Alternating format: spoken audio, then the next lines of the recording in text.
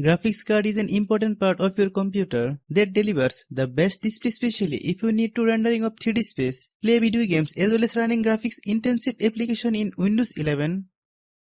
A malfunctioning graphics card can be frustrating as it may lead to problems like freezing, black or blue screen, lagging apps or games among other display show. The GPU not detect or working problems is commonly seen while working on Windows 11 PC. Out-of-date graphics drivers usually causes this. Thus, you should update your graphics driver on Windows 11. Assalamualaikum friends, today we'll discuss how do you fix a GPU that is not working in Windows 11. Right click Start button. Then select Device Manager.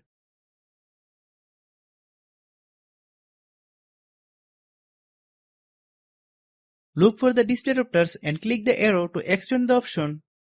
Right click the specific graphics card drivers. Click on Properties. Go to the Driver tab. Click on the Update Driver button on the pop-up window. Select the option and to search the update drivers automatically. Click Close. Click on the Update Drivers button on the pop-up window.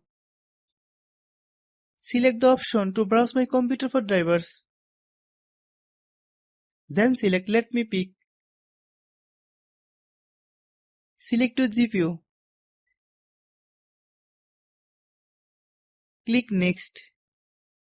I have a request. If you are new to channel, please subscribe and stay with us.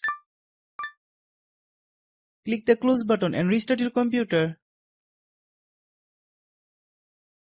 If your graphics card is damaged, beyond repair, none of the above solution will work. Replace the old graphics card and install the drivers for the new hardware.